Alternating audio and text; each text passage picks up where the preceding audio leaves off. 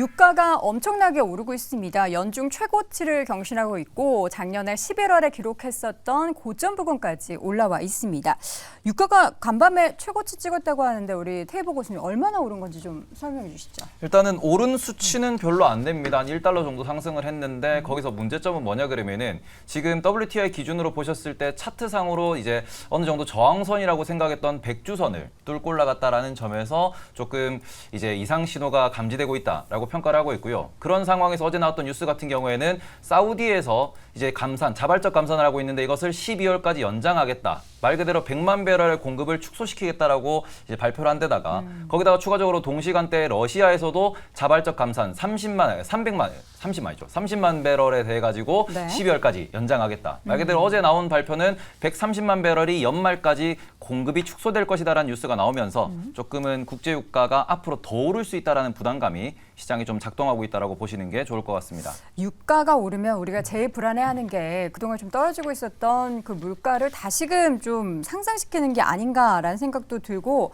또 그것도 중요하지만 밤사이의 움직임을 보면 알 수 있듯이 국채 금리에 영향도 좀 미치는 것 같은데 어제 미 국채 상황도 좀 좋지는 않았던 것 같아요. 네, 채권 시장 약세장 나왔습니다. 결국에는 채권의 주적은 물가일 수밖에 없고요. 유가의 상승은 그동안 잠잠했었던 코스트 푸시, 그러니까 공급층 요인에 대한 부분들의 우려를 자아낼 수 있는 이벤트였다라고 볼 수가 있겠습니다. 특히나 작년 9월 평균의 WTI 가격이 84불이었습니다. 그런데 지금 WTI 80불 후반 그리고 브렌트유 90불 초반 진입을 했고요. 이렇게 될 경우에는 그동안에 지속되었던 기저효과가 반영이 되면서 코스트 푸시 인플레 압력이 좀 낮아질 수 있는 부분들이 오히려 기저효과가 소멸되면서 향후에는 물가 상승률의 오름폭을 축소가 아닌 확대될 수 있는 여지를 자아낼 수 있기 때문에 채권 시장 금리 큰 폭으로 올랐고요. 미국채 10년물은 4.2%까지 올랐고요. 그동안에 5%대 등락을 하다가 통화정책, 그러니까 연준의 9월뿐만 아니라 11월, 12월에 금리 인상 가능성이 50% 이하로 떨어지면서 미국채 2년물 금리가 4.8%까지 후퇴했었습니다. 그런데 이제 유가 소식에 4.9%대를 다시 상회하면서 전반적으로 통화 정책에 대한 긴장감을 놓칠 수 없는 그런 상황이 전개되고 있습니다. 네, 네 분께서는 유가가 올 연말 기준 어느 정도까지 오를 거라고 좀 보시는지 우리 이동훈 교수님. 유가 상승 요인을 생각을 해보면 그러니까 시기적으로 굉장히 좀 약점이 있는 시기잖아요. 왜냐하면 이제 겨울로 접어들게 되면 겨울 북반구가 겨울철이 되면 아무래도 그쵸. 수요가 늘어나고 또 이제 미국이 한동안 비축유 풀었다가 비축유를 갖다 오히려 담는 그런 시기하고 좀 겹쳐 있는 상태고 또 그 아람코 상장이 예정되어 있잖아요. 네. 그러니까 아람코 상장을 위해서는 또 유가가 어느 정도 강세를 보여야 이게 또 흥행에 성공한다는 점 이런 것들이 겹쳐 있는 상태이기 그러네요. 때문에. 시기적으로 보면 조금 더 올라갈 가능성이 있습니다. 그리고 조금 전에 국채 말씀해 주셨는데 네. 채권 같은 경우는 전통적으로 9월에 좀 금리가 올라가거든요. 근데 최근에 10년 동안 놓고 보면은 7번 금리가 올라갔습니다. 네. 그래서 또 오늘 같은 경우는 이제 미국에서 나왔던 걸로 보면 이제 회사채 발행 규모가 좀 늘어나는 시기다. 그래서 이런 것들이 다 겹쳐서 금리 올라간다, 그럼 물가 올라가네, 그럼 또 유가도 올라가네 이런 것들이 자꾸 이제 반복될 가능성은 있는데 근데 기본적으로 이제 최대 수요라고 할 수 있는 중국이 지금은 그렇게 경기가 썩 좋은 편은 아니라서 제가 보기에는 뭐 100달러까지 이렇게 올라간다 이렇게 보기는 어려울 것 같고요. 90달러 전후에서 일단 좀 큰 저항이 나오지 않을까 이렇게 보고 있습니다. 네, 우리 임순재 고수님께서는 사실 시장을 여기 우리 네 분의 고수 중에서 가장 오랜 기간 봐오셨으니까 잘 아실 것 같습니다. 유가가 증시에 미치는 영향 반복적으로 계속해서 이어졌을 텐데 어떻게 현재 유가의 상승이 시장에 미치는 영향 어떻게 좀 정리해 볼 수 있을까요? 일단 뭐 단기적으로는 좀 부정적으로 영향을 미칠 수밖에 없다라고 보여집니다. 뭐 미국 뭐 여러 이제 논문을 본다라고 해도 뭐 S&P 500과 그다음 유가 상승률을 본다라고 하게 되면 70% 정도의 역의 상관관계를 갖습니다. 그러니까 그만큼 유가가 올라가면 주식 시장이 나빠졌었다라는 게 이제 과거 예다라고 보시면 될 것 같고요. 뭐 이번에는 유가 상승률 자체가 이제 올라간다라고 하게 되면 이제 CPI에도 이제 영향을 미칠 수밖에 없다라고 보시면 될 것 같습니다.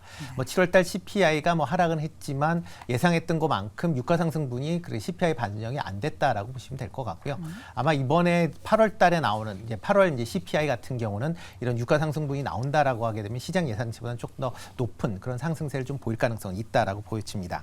뭐 대표적으로 뭐 클리블랜드 이제 연준에서 이제 인플레이션 나우 캐스팅이라는 걸 이제 발표를 하는데요. 지금 8월달에 지금 CPI CPI 기준을 한 3.8%, 그다음에 근원 CPI도 지금 4.4% 정도를 예상을 하고 있습니다. 그러니까 뭐 근원 같은 경우는 뭐 전달보다 소폭 하락은 하지만 그러니까 기준 이제 CPI 같은 경우는 이제 전월보다 이제 큰 폭으로 상승을 한다라고 보여지고요. 만약 이런 상황이 9월 달까지 유가가 강세를 보여서 9월 달까지 이런 CPI가 좀 올라간다라고 하게 되면 지금 뭐 기준금리를 이제 연준에서 안 올릴 것이다라는 거에 이제 베팅을 하게 되는데 이런 부분이 조금 더 약화될 가능성은 충분히 있다라고 생각이 되니까요. 그런 부분도 같이 좀 판단을 해서 아마 투자를 하셔야 되지 않을까 싶습니다. 네.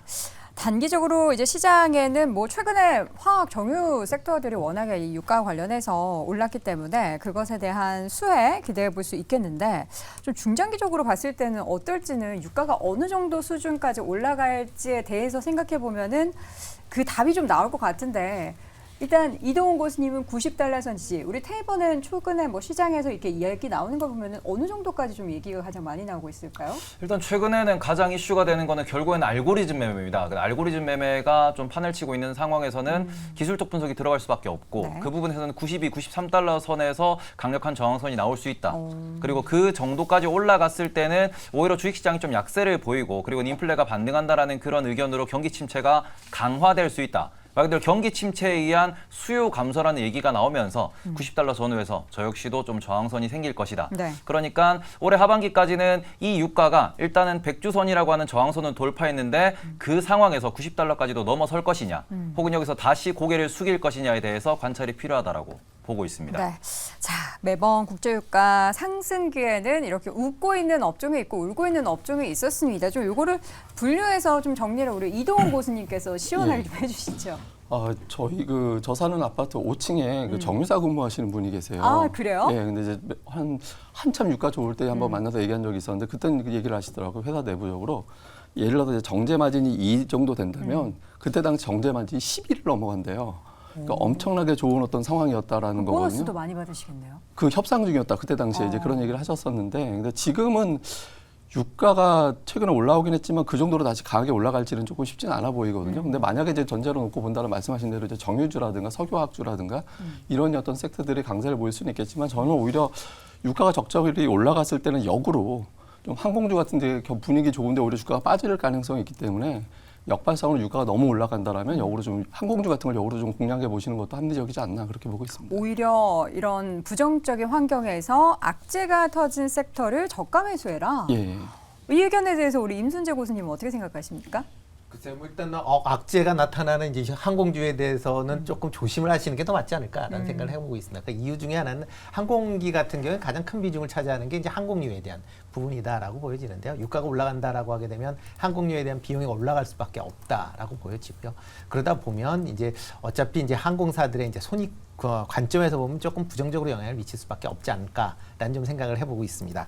뭐 그렇기 때문에 그보다는 일단 유가가 올라간다라고 하게 되면 전통적으로 강한 그런 쪽 중심으로 좀 관심을 가지시는 게 아직까지는 좀 맞지 않을까라는 생각을 해보고 있고요. 네. 좀 전에 말씀하셨던 이제 계절성이 이제 특수까지 이제 같이 있는 지금 하반기이기 때문에 뭐 정유나 그다음에 석유 유통기업 그다음에 좀 포괄적으로 본다라고는 LNG 관련된 기업까지도 같이 조금 더 보시는 게 더 맞지 않을까라는 생각을 해보고 있습니다. 네.